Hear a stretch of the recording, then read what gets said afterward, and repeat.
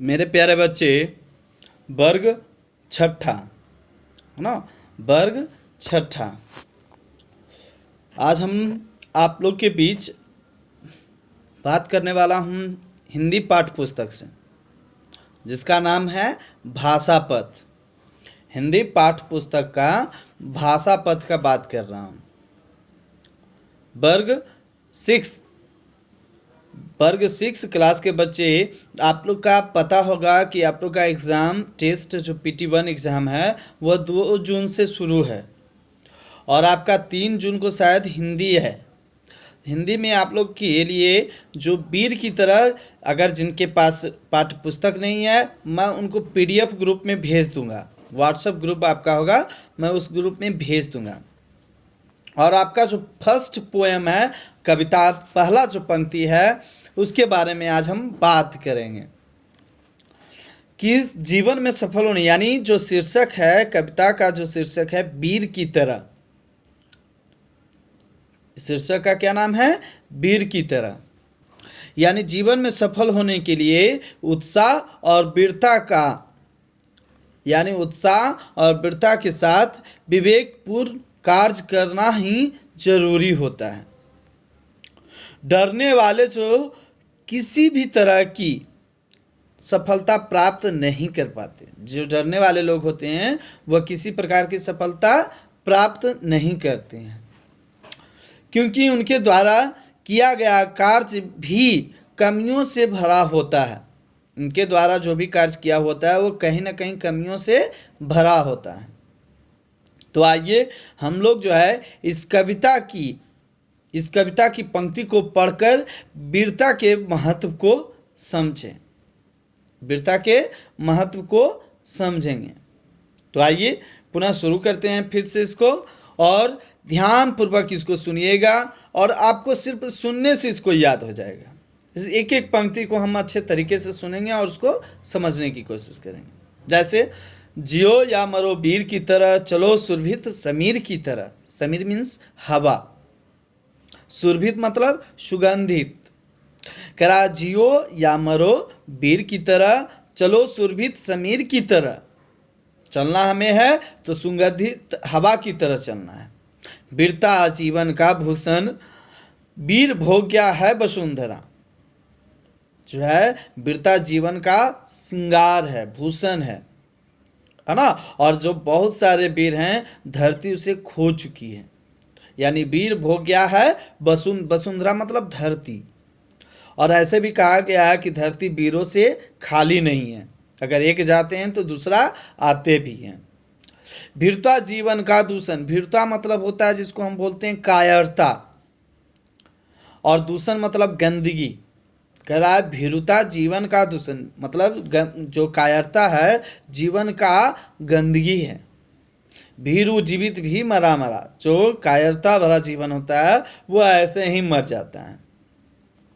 वीर बन उठो सदा ऊंचे, वीर बनकर हमें क्या करना है? जीवन में सदा ऊपर उठना, ऊंचा उठना है और वीरता के साथ कार्य करना है।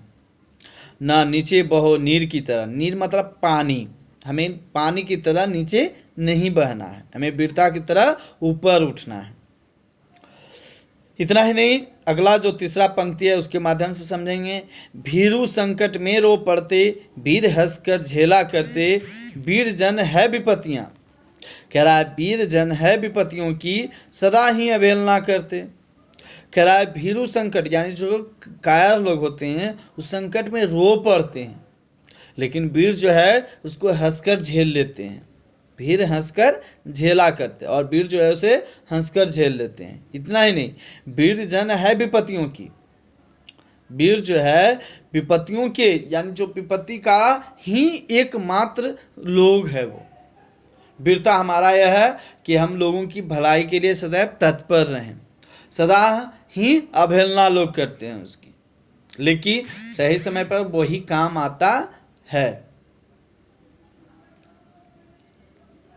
अगला देखेंगे, चौथा जो पंक्ति है उसके माध्यम से समझेंगे। उठो तुम भी हर संकट में वीर की तरह, धीर की तरह। कह रहा है तुम भी संकट में उठो और वीर की तरह, जो धैर्य को धारण करने वाली है, एक शांत स्वभाव की है, वैसे की तरह तुम भी उठो और लोगों की मदद करो। वीर होते गंभीर सदा, वीर जो होते हैं हमेशा गंभीर ही रूप में रहते हैं।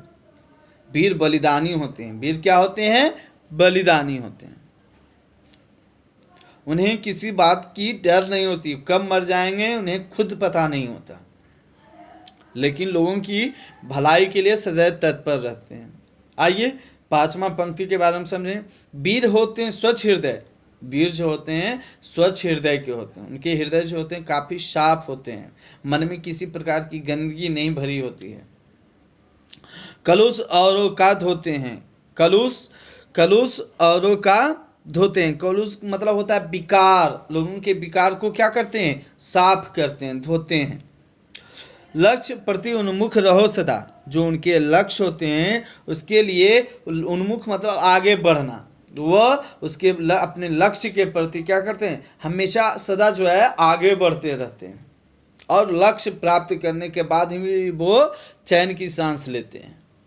धनुष पर चढ़े तीर की तरह, जिस तरह से धनुष पर तीर की तरह चढ़ते हैं और वह छूट जाते हैं।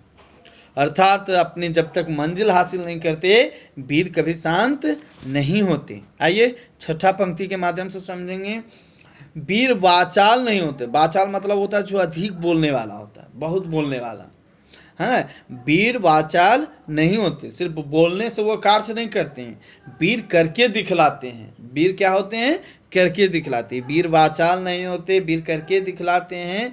वीर होते न शाब्दिक हैं, भाव के को वे अपनाते हैं। कह रहा है कि वीर वाचाल नहीं होते, वह अधिक बोलने वाले नहीं होते हैं। वीर जो बोलते हैं उसे करके दिखलाते हैं। वीर होते ना शाब्दिक, वह एक प्रकार के किसी शब्द के अधीन नहीं होते हैं, वह भाव को अपनाते हैं। जो किसी की भावना होती है उस भावना के संदर्भ में उसे अपनाते हैं। शब्द में निहित भाव समझो। 7वां पंक्ति के अनुसार से समझेंगे। करा है शब्द में निहित भाव समझो, रटो मत उसे कीर की तरह। कीर मतलब होता है तोता को कहा गया कि शब्द में जो निहित उसमें जो भाव मौजूद है, विद्यमान। निहित मतलब होता है मौजूद या विद्यमान। शब्द में जो निहित शब्द है यानी भाव जो है उसको समझना है। रटो मत उसे कीर की तरह, सिर्फ तोते की तरह रट नहीं जाओ ना।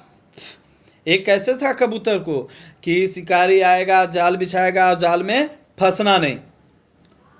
तोता जो है इस तरह से उसको रटा दिया गया था कि शिकारी आएगा जाल बिछाएगा और जाल में फंसना नहीं। पता चला कि शिकारी भी आता है, जाल बिछाता है और देख रहा है और जाल में फंस जाता है, फिर रटता है। शिकारी आएगा जाल बिछाएगा, जाल में फंसना नहीं।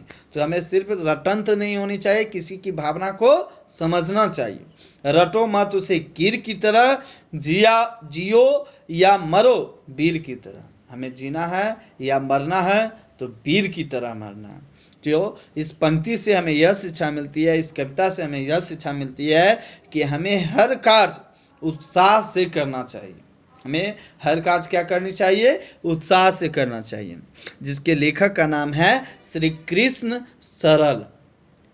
इस कविता के लेखक का कवि का क्या नाम है? श्री कृष्ण सरल।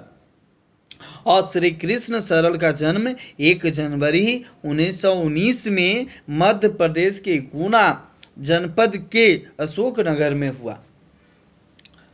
वह देश के लिए शहादत देने वाले सैनिकों एवं राष्ट्रभक्तों के प्रति इनके हृदय में जो है एक विशेष स्थान था। हिंदी साहित्य में शहीदों का यशोगान करना एवं राष्ट्र के गौरव को बढ़ाना इनकी रचना का वर्णन था। एक प्रकार से रचनाओं का विशेष रूप से इनका वर्णन था। जीवन के अंतिम वर्षों में इन्होंने तुलसी मानस, सरल रामायण एवं सीतायन की रचना की। 2 दिसंबर सन 2000 में इस महान साहित्यकार का स्वर्गवास हो गया। इस महान जो साहित्यकार थे उनका स्वर्गवास हो गया। तो बच्चों आप इसका ऑब्जेक्टिव हो सके, क्वेश्चन आंसर हो सके तो आप लोग बनाइएगा। आप लोग का जो प्रश्न आएगा वह बहुवैकल्पिक प्रश्न आएगा, यानी MCQS आएगा, मल्टीपल चॉइस क्वेश्चन होगा। अब देखिए एक शब्द में कहा गया है कवि ने किसकी तरह चलने के लिए कहा है। तो कवि ने किसकी तरह चलने के लिए कहा है, यानी वीर की तरह, यानी सुगंधित समीर, यानी सुगंधित हवा की तरह चलने के लिए कहा है। क्या कहा है, सुगंधित हवा की तरह चलने के लिए कहा है। कवि ने भीरुता को क्या माना है, कवि ने भीरुता मतलब क्या बताए थे, कायर, है ना। भीरुता, कवि ने भीरुता को क्या माना है, गंदगी माना है। क्या माना है, दूषण। भीरुता मतलब यानी कायरता, और वहाँ पर कवि क्या माना उसको, गंदगी। दूषण मतलब गंदगी होता है। आइए तीसरा पंक्ति, यानी तीसरा जो क्वेश्चन है आपका एक शब्द का, वीर लोग किसकी अवहेलना करते हैं। वीर लोग किसकी अवहेलना करते हैं।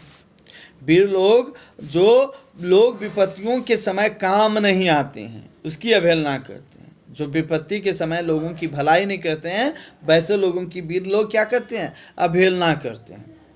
वीरता से भरे लोग क्या करते हैं, लोगों की सदा भलाई करते हैं। वीरता से भरे लोग क्या करते हैं, वह ज़्यादा किसी से बोलते नहीं, लेकिन लोगों के साथ अपने लक्ष्य पर डटे रहते हैं और धैर्य के धरकर संकट में काम आते हैं, है ना। अब उसके आगे क्या है, कवि ने क्या समझने के लिए कहा है। कवि ने क्या समझने के लिए कहा है, किसी के भाव को समझने के लिए कहा है।